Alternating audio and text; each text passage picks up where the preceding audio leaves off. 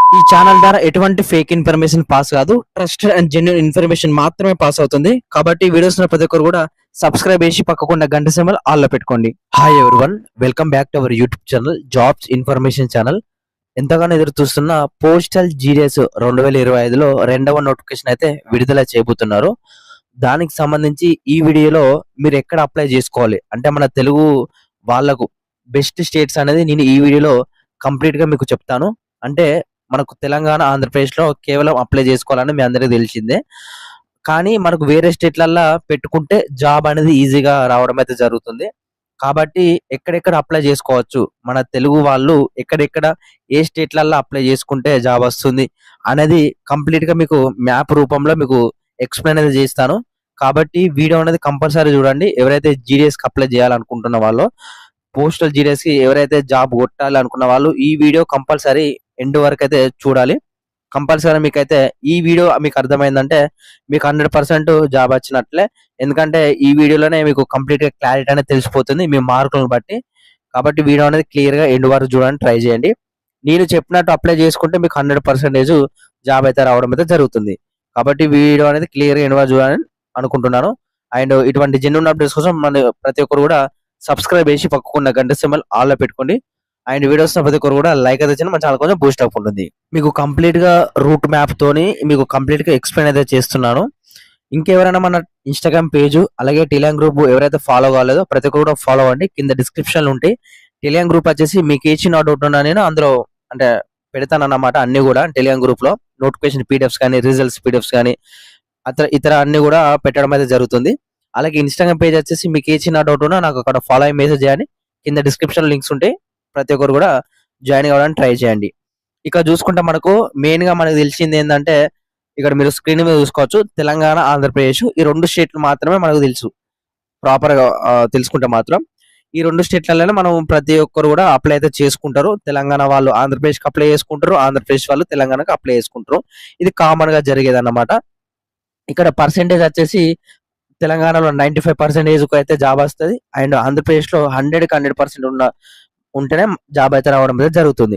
And ఇందులో మనకు divisions కూడా ఉంటాయి. ఇందులో కరీంనగర్ గాని, పెద్దపల్లి గాని, హైదరాబాద్ సౌత్ డివిజన్ గాని, మెదక్ గాని, అండ్ నిజామాబాద్ గాని ఈ విధంగా ఉంటాయి.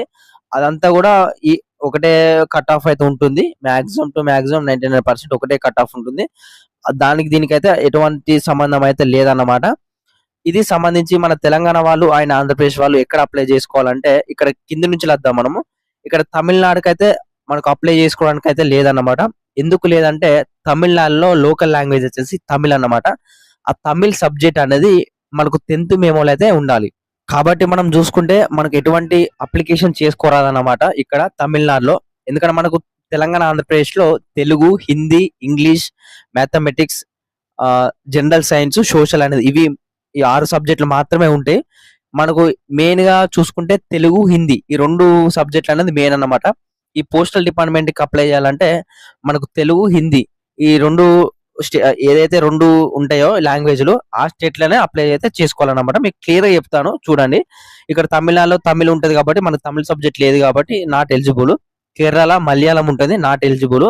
అండ్ కర్ణాటకలో నాట్ ఎలిజిబుల్. కన్నడ ఉంటది. ఎందుకంటే నాకు 2 days బ్యాక్ ఏమో నాకు మెసేజ్ చేశారు ఒక సబ్స్క్రైబర్, అన్న నేను ఆంధ్రప్రదేశ్, నేను కర్ణాటక అప్లై చేసుకోవచ్చు అని, నాట్ ఎలిజిబుల్ అని చెప్పినాను.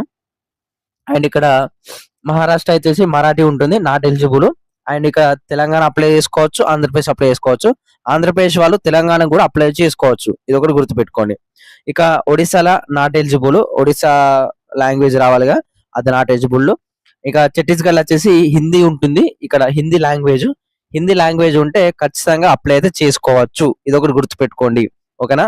హిందీ లాంగ్వేజ్ ఎక్కడైతే ఏ స్టేట్లలో ఉంటుందో ఆ స్టేట్లల్లో మనం అప్లై అయితే చేసుకోవచ్చు అనమాట. ఇది ఒకటి గుర్తుపెట్టుకోండి. ఎందుకంటే మన 10th మెమోలో హిందీ లాంగ్వేజ్ అనేది ఉన్నది కదా సబ్జెక్టు. తెలుగు, హిందీ, ఇంగ్లీష్ ఈ విధంగా ఉంది కదా. ఆ హిందీ ఉంది కాబట్టి మీరు అప్లై అయితే చేసుకోవచ్చు. ఇక మధ్యప్రదేశ్ వచ్చేసి అప్లై అయితే చేసుకోవచ్చు. మన సబ్స్క్రైబర్స్ ఎక్కువ శాతంగా ఎక్కడ ఉంటారంటే మధ్యప్రదేశ్ లో, ఛత్తీస్గఢ్ లో, జార్ఖండ్ లో, అండ్ బీహార్ లో, ఈ స్టేట్‌లల్ల మెయిన్‌గా అప్లై అయితే చేసుకుంటారు. మేల్ అయినా గాని, ఫీమేల్ అయినా గాని. ఫీమేల్ వాళ్ళు ఎక్కువగా మధ్యప్రదేశ్‌లో అప్లై అయితే చేసుకుంటున్నారు. మనకు లాస్ట్ నోటిఫికేషన్ గాని చూసుకుంటే మాత్రం. ఇక గుజరాత్ నాట్ ఎలిజిబుల్ అన్నమాట. గుజరాతీ రావాలి గదా! అండ్ రాజస్థాన్ నేను మర్చిపోయిన. రాజస్థాన్ గూడా మనకు చాలా మంది సబ్‌స్క్రైబర్స్ ఉన్నారు. రాజస్థాన్ స్టేట్‌లో గూడా అప్లై అయితే చేసుకుంటారు. హిందీ లాంగ్వేజ్ అయితే రావాలి కంపల్సరీ. ఇక ఉత్తరప్రదేశ్ గూడా ఎలిజిబుల్ అన్నమాట. ఇక హర్యానా, పంజాబ్ ఇక్కడ పంజాబ్‌లో eligible. And Uttarakhand, Himachal Pradesh, Jammu and Kashmir గూడా ఎలిజిబులే. ఇక్కడ మీరు అప్లై అయితే చేసుకోవచ్చు. మీరు అంత దూరం వెళ్తారంటే అది మీ ఇష్టం అన్నమాట. ఓకేనా. డిపెండ్ ఆన్స్ యువర్ డిసిషన్ అన్నమాట. ఇక బీహార్‌లో వచ్చేసి అప్లై అయితే చేసుకోవచ్చు. ఇక జార్ఖండ్‌లో గూడా అప్లై జేసుకోవచ్చు. వెస్ట్ బెంగాల్ గూడా అప్లై అయితే చేసుకోవచ్చు. హిందీ ఇవన్నీ గూడా హిందీ స్టేట్స్ అన్నమాట. హిందీ లాంగ్వేజ్ ఉన్నాయి గాబట్టి మీరు ప్రతి ఒక్కరు గూడా అప్లై చేసుకోవడానికి ఎలిజిబిలిటీ ఉంటుంది. ఇక నెక్స్ట్ మనకు ఇటు 7 సిస్టర్ స్టేట్స్ అంటారు గదా! అరుణాచల్ ప్రదేశ్ గాని, అస్సాం, నాగాలాండ్, ఇక్కడ మణిపూర్, మిజోరం, మేఘాలయ, ఇక్కడ సిక్కిం ఉన్నాయి గదా! ఇవన్నీ గూడా ఆహ్, మనకు వేరే స్టేట్‌లన్నమాట. అంటే ఇక్కడ రూట్ మ్యాప్ కరెక్ట్ ఉండది. ట్రైన్స్ అవన్నీ కరెక్ట్ ఉండయి. ఈ అరుణాచల్ ప్రదేశ్‌కైతే నాట్ ఎలిజిబుల్ టు ఇక్కడ లోకల్ లాంగ్వేజ్ సర్టిఫికేట్ అయితే అడుగుతున్నారట. ఇక్కడ ఇదైతే మనకు నాట్ ఎలిజిబిలిటీ అన్నమాట. ఇక్కడ నాగాలాండ్‌లో అప్లై జేసుకోవచ్చు. మణిపూర్‌లో ఇంగ్లీషే ఉంటది మొత్తం క్లియర్‌గా. ఇంగ్లీష్ పర్ఫెక్ట్ అత్తే సరిపోతుంది. పర్ఫెక్ట్ గాదు ఇంగ్లీష్ అత్తే సరిపోతుంది అంతే. మామూలుగా మాట్లాడే ఉంటే సరిపోతుంది. మణిపూర్‌లో అప్లై చేసుకోవచ్చు. మిజోరం నాట్ ఎలిజిబుల్ అనుకుంటా. త్రిపుర గూడా అవసరం లేదు. మీరక్కడికి వెళ్ళడం అవసరం లేదు. మేఘాలయలో గూడా వెళ్ళొచ్చు. అండ్ అస్సాంకు నాట్ ఎలిజిబుల్. అస్సాం లాంగ్వేజ్ రావాలి గదా! అది నాట్ ఎలిజిబుల్.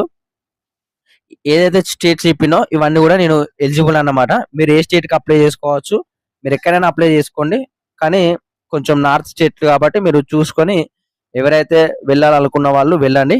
ఇవి స్టేట్‌లకు సంబంధించి ఎక్కడైతే అప్లై జేసుకోవాలి, మనకు ఎలిజిబిలిటీ ఉందో, నేను నెక్స్ట్ వీడియోలో మన పర్సెంటేజ్‌కి ఏ పర్సెంటేజ్‌కి ఎక్కడ జాబ్ వస్తుంది.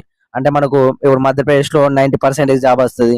అండ్ బీహార్‌లో 75% జాబ్ వస్తది. ఈ విధంగా స్టేట్‌కి బట్టి నేను నెక్స్ట్ వీడియోలో నేను కంప్లీట్‌గా దాని గురించి ఎక్స్‌ప్లెయిన్ అయితే చేస్తాను. కాబట్టి నెక్స్ట్ వీడియో గూడా చూడండి. నేను 2, 3 రోజులలో రేపు గాని, ఎల్లుండి గాని దాని గురించి గూడా పెడతాను. ఒకసారి చూడండి. ఓకేనా. అండ్ ఫైనల్‌గా చెప్పేదేందంటే ఈ స్టేట్‌లల్ల మీరైతే అప్లై అయితే చేసుకోవచ్చు. మీరు ఎక్కడికి వెళ్ళాలనుకున్న వాళ్ళు అక్కడికైతే వెళ్ళండి. ఆహ్, అండ్ మోస్ట్‌లీ బీపీఎం ప్రిఫర్ చేయండి. బీపీఎం జాబ్ వస్తేనే నార్త్ స్టేట్‌లకు వెళ్ళండి. అండ్ ఏపీపీఎం గాని, డాక్ వస్తే అది మీ ఇష్టం అన్నమాట. అండ్ ఫీమేల్ వాళ్ళొచ్చేసి కేవలం బీపీఎం వస్తేనే వెళ్ళండి. అది కూడా దగ్గర స్టేట్‌లల్ల ఛత్తీస్‌గఢ్ గాని, మధ్యప్రదేశ్ గాని, జార్ఖండ్ గాని, ఈ రాజస్థాన్ గాని ఈ 4, 5 స్టేట్‌లల్ల వస్తేనే జాబ్ వెళ్ళండి. ఇక దూరం వస్తే అది వెళ్ళకపోతేనే బెటర్ అని నా ఆప్షను. ఇక మీ ఇష్టం అన్నమాట. ఇది సంబంధించి అయితే స్టేట్‌లకు సంబంధించిన అప్డేటు. అండ్ ఫైనల్లీ అయిపోయిందంటే ఇంటర్ వీడియో.